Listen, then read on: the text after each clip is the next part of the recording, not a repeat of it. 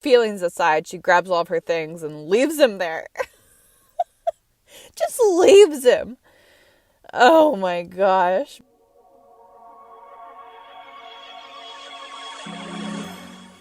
Hey there, welcome to the Winx Forever podcast. I'm Lola, creator, host, and lifelong Winx fan. I'm taking a deep dive into the very cool universe of Winx Club. So whether you've been a Winx fan since 2004 like myself, or you vaguely remember the show from your childhood, or you're being introduced to it for the first time, welcome. This is the Winx Forever podcast.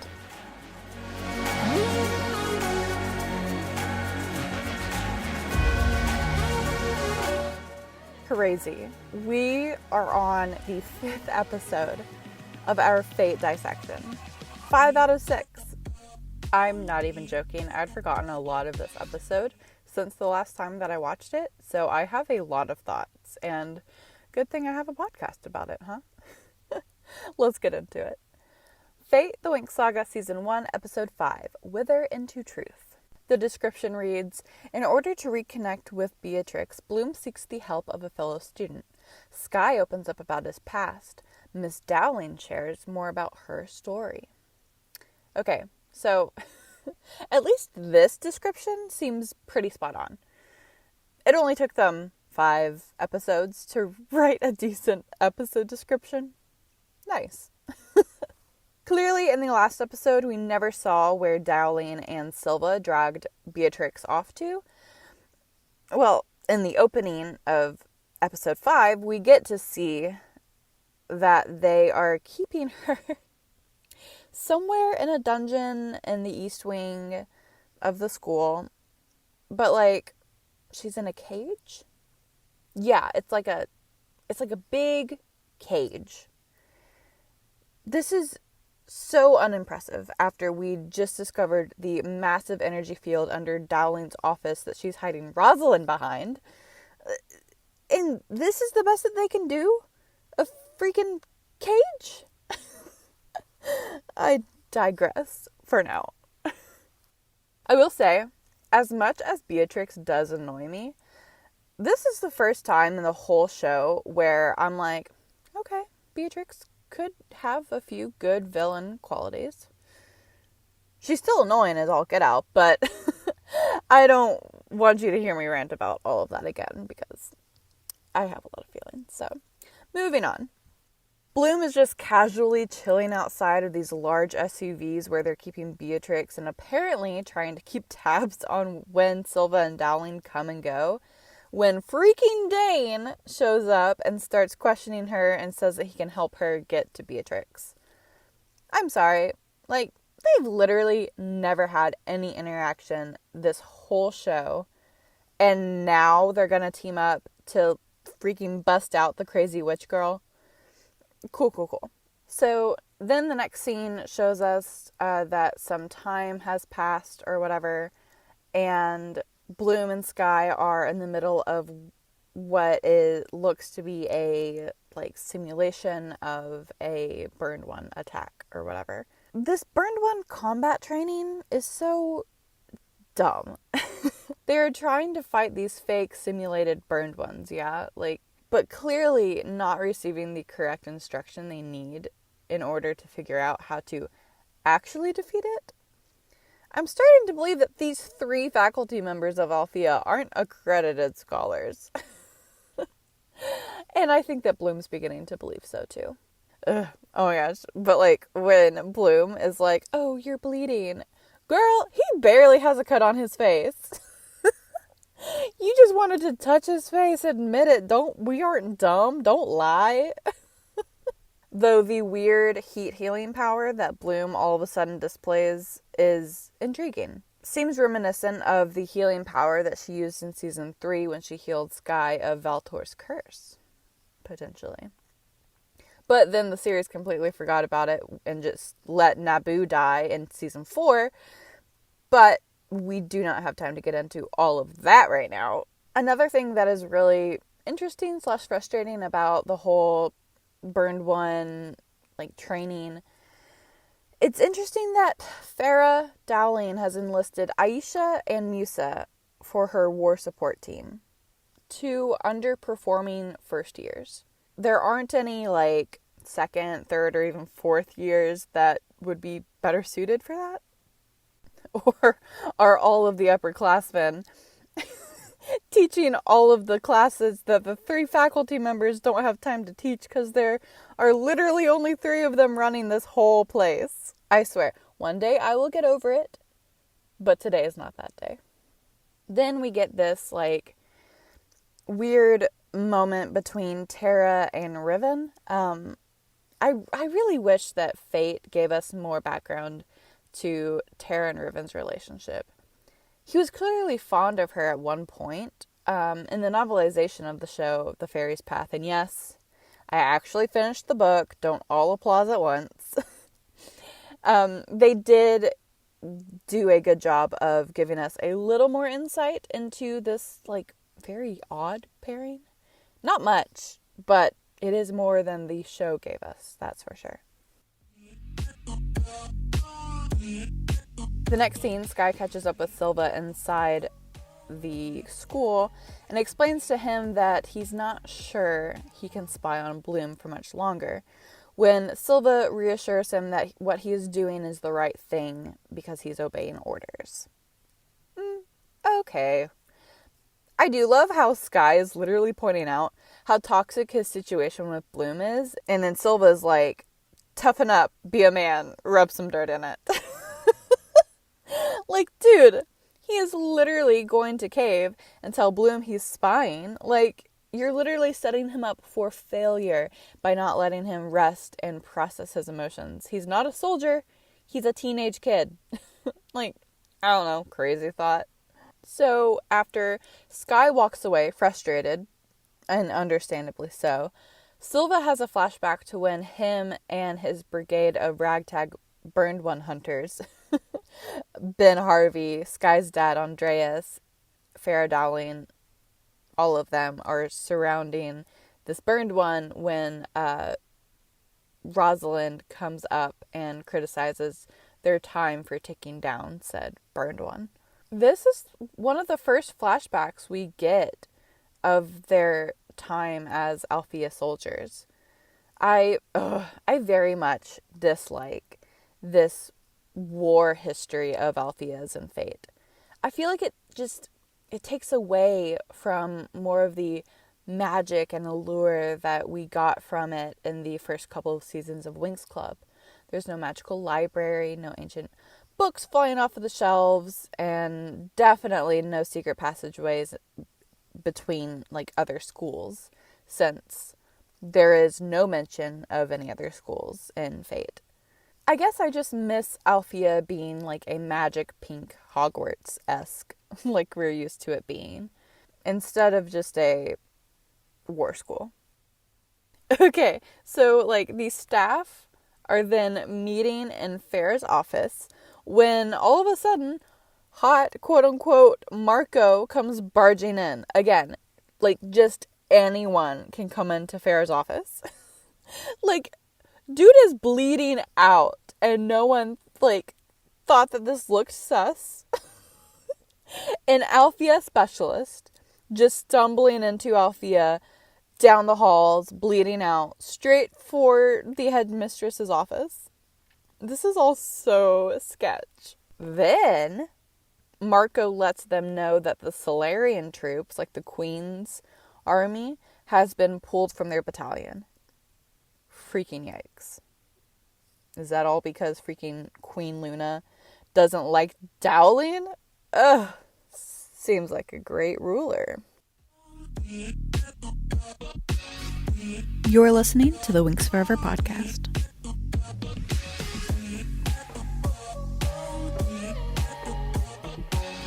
The next scene, we see 4 of the 5 Winx Sweetmates going about their business in their dorms. Aisha looks like she's getting settled in from, like, a swim or a workout.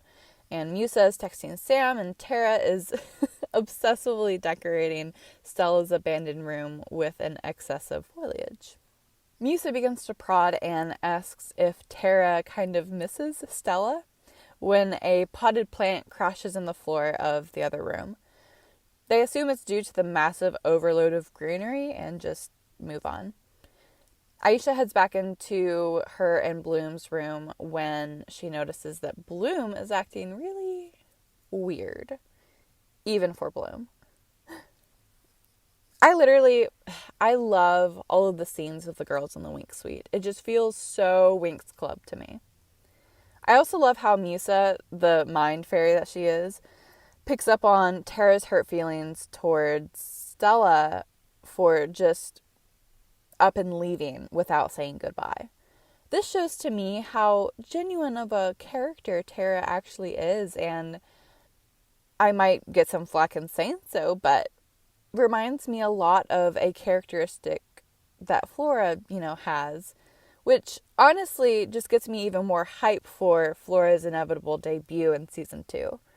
But I swear, if Brian Young dupes us again and we get some other non-relevant side character in season 2 and it's not Flora or Tecna, we will riot.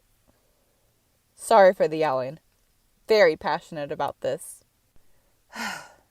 So Aisha starts to piece together how off Bloom is and goes to other suite mates to discuss with them kind of Bloom's weird behaviors, as we are being shown Bloom blatantly ignoring a call from Mike and Vanessa. Oh my gosh. Which, that call could have been them checking up on her after Dowling's shady call from the week prior in the last episode. Freaking shame on Bloom for ignoring her parents. But then we see that Dane has straight up knocked out his fellow guard outside of where the professors are keeping Beatrix.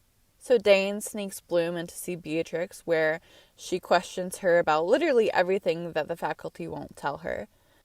That's when Beatrix tells Bloom that if she lets Beatrix out, she'll get her to Rosalind. And because Bloom is a literal hoe for answers, she will do anything to get them, including breaking out a psychopath murderer, apparently. Also, why does Dane freaking have all of these magical fairy things? Did he break into Dowling's office to steal all of these? Not that it would surprise me, given literally just anyone can waltz right up to her office whenever they please. Or were they Beatrix's items? Either way, weird that Dane just has them. Schemy little first-year specialist indeed. The next day, Bloom gets up early to go charge the weird medallion thing in the stone circle for Beatrix. And Aisha kind of is like alerted to this. Like she's not dumb. And she's already like kind of leery of a freaking Bloom and what she's doing. So, Oh my goodness. And then the next scene, we get what every Revusa fan was hoping for. Just some form of interaction between the fate counterparts of these characters. Musa is on the training field twirling a large combat stick around when Riven makes an obnoxious sexual innuendo and Musa has a funny quip back. It's just classic. But then Musa pisses Riven off when she tells him exactly what he feels, which has always been a weakness for Riven, hasn't it? Like, being understood. So naturally he walks away and Sam appears and she offers to go back to the Winx suite to make out. Duh. During Sam and Musa's little pathetic makeout session, Sam is trying to get to the bottom of why Musa is so evasive when it comes to emotions, which seems obvious, but whatever. And of course she deflects. They make it to Stella's empty room when another plant goes crashing into the floor from across the room. Sam leaves and Musa senses someone in the room with her mind powers, which is revealed to be Stella, using her magic to bend the light around her to make her invisible. I love it. I feel like this moment is where the Winx, at least a glimpse of the Winx that we know and love, begins to form in Fate. At least kind of. Musa asks Stella if she wants to talk about it after a week alone with her mother, Queen Luna, Stella accepts, like, happily. And it's just warm and fuzzy and nice feeling, you know? Like, after, like, everyone's been kind of, like, crappy to each other the first half of this series, now they're, like, becoming friends, and it's so cute, and I'm just crying. Ugh. So, Bloom makes it to the stone circle to charge up Beatrix's little magical medallion thing, which, so far, 5 episodes into season 1, is the only really cool magic thing that we've seen all season. It's like a magic relic that's getting a magical charge in the stone circle. What? And what was that book that Dane gave her? It's like magical, like, geometry. What is that? What does that have to do with the medallion? And what is going on? How is it going to be used to break out Beatrix? There's just so many questions that we're just supposed to, like, be okay with, like, not knowing. And then Sky has to show up and ruin the one magical scene we get in the whole dang season because he wants to talk about his feelings. Gross.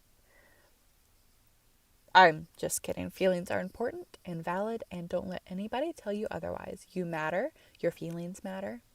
That's all. So back to what's happening in the stone circle, though. Sky starts to open up to Bloom and tells her all about how Silva's been having him spy on her and how he's, like, uber mad about it. But also, like, so is Bloom. She should be. Like, this whole time, she thought that they were friends.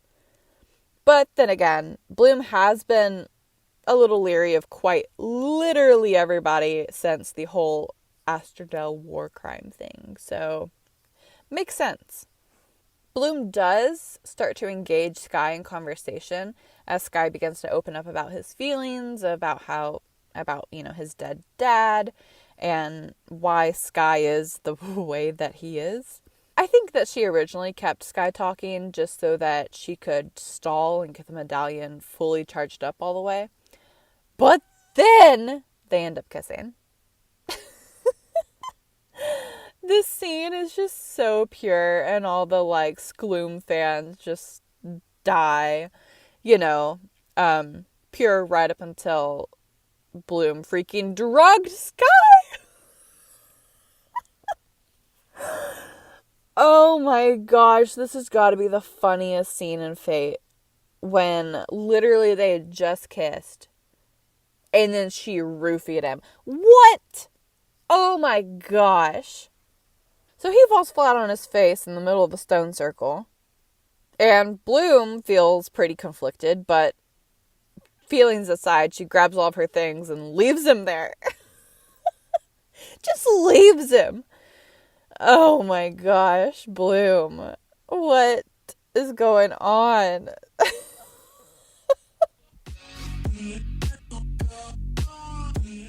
Hey there, thanks so much for listening. If you're enjoying this episode of the Winx Forever podcast, consider following us on social media at WinxForeverPodcast.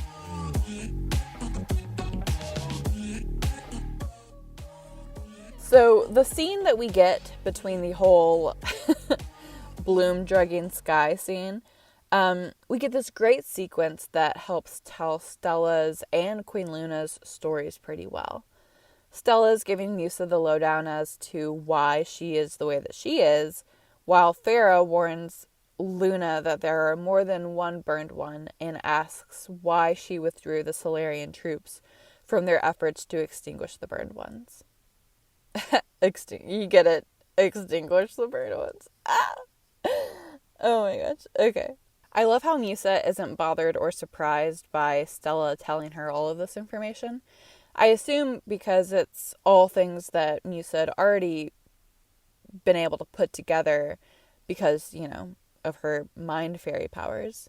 But it's really sweet because Stella seems to find comfort in being able to be vulnerable with someone that wasn't her toxic relationship with Sky.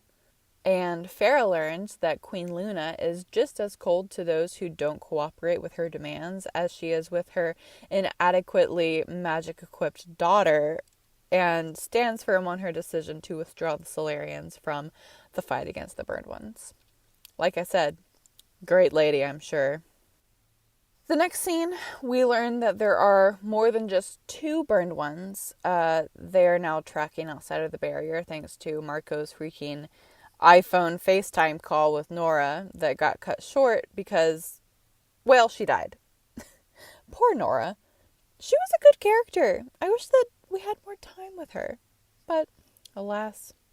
So, not only do we learn that Marco knew about Sky's bloodthirsty father than Sky actually did, but also, I'm sorry, did we not already find out that there were more than one Burned One when the freaking, Burned One that, hurt Silva and he was dying from this Burned One wound and they killed the wrong one? Hello? Am I the only one that remembers that? Plus, did Aisha kill the one by impaling it with the conveniently placed tree branch? Or is that just knocking it out briefly so that Bloom could retrieve Stella's ring? Either way, we are backtracking way too far to episode 2, so let's move on. Aisha and Tara learn after interrogating Dane that Bloom is trying to break Beatrix out, and they go to confront Bloom in the East Wing before she went to go finish her mission. After they thoroughly piss Bloom off, Bloom flashes some angry magic eyes at Tara and Aisha, and then she backs off, clearly understanding that she almost lost control of her magic and could have torched her 2 favorite sweetmates. Tara and Aisha, for some reason, leave Bloom alone yet again and head back to the Winx suite, cool magical medallion in hand, when they meet up with Musa, and Aisha shares that she believes they should tell Dowling about what Bloom was planning to do. Clearly having strong feelings about this idea, Stella finally reveals herself to the 2 other sweetmates after Musa calls her out on it, and she shares her idea of helping Bloom get the answers she needs, which obviously very uncharacteristic of Stella up until this point. But, she's trying to turn a new leaf. Meanwhile, Bloom makes her way to Dowling's office where she is worrying about the growing number of Burned Ones they are facing. And then freaking Dowling, has the audacity to act shocked when Bloom barges into her office. Farrah, as if 5 other people haven't done that same thing already today.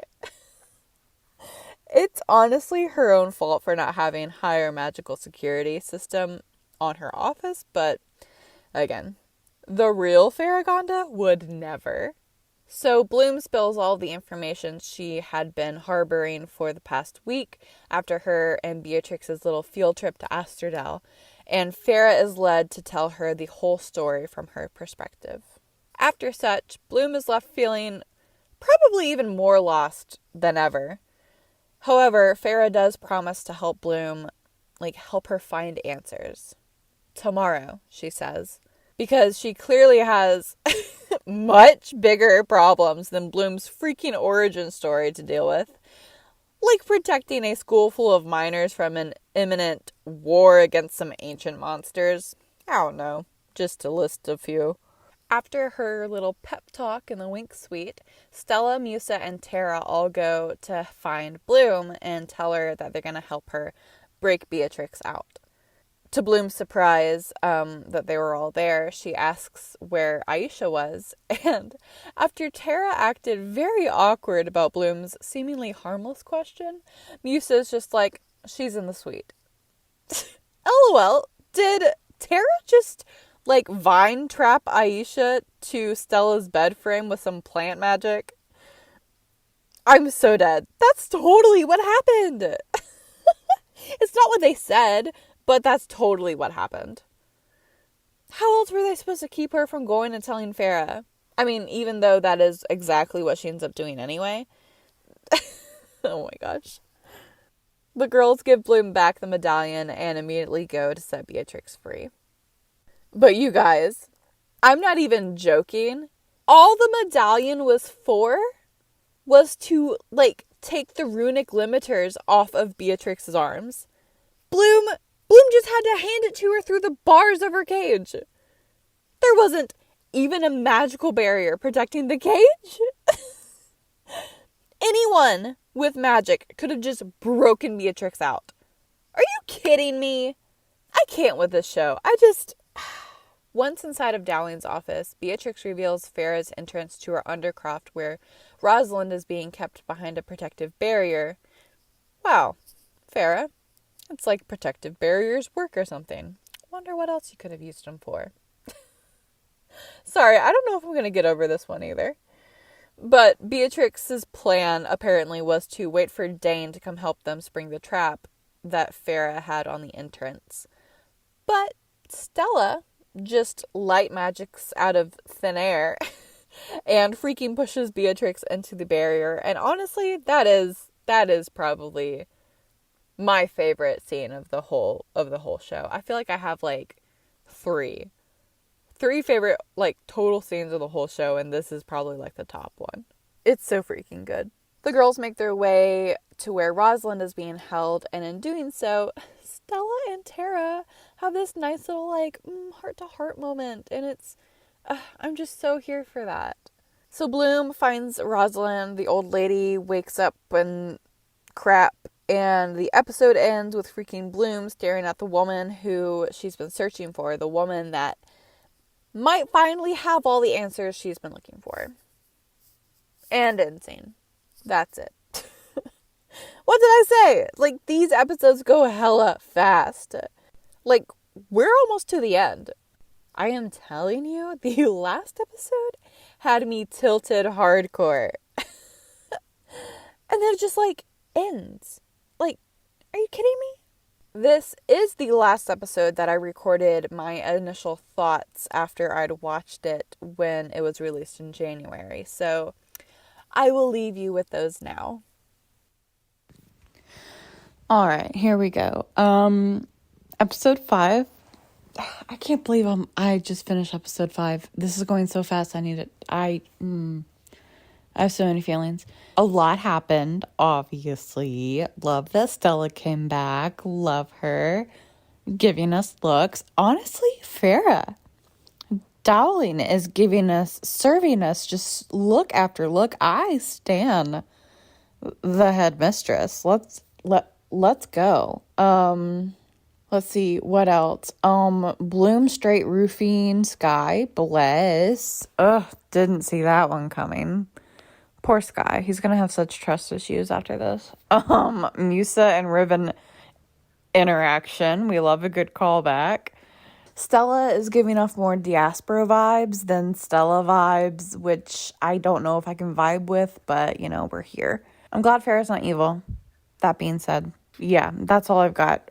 This episode was a lot, but I'm glad that I'm here. Let's see where the rest of this hour takes us. Holy cow. Hey there, thanks so much for listening.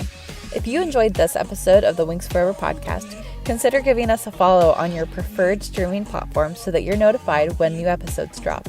The theme for the Winx Forever podcast is the song She Makes Magic by Big Wild.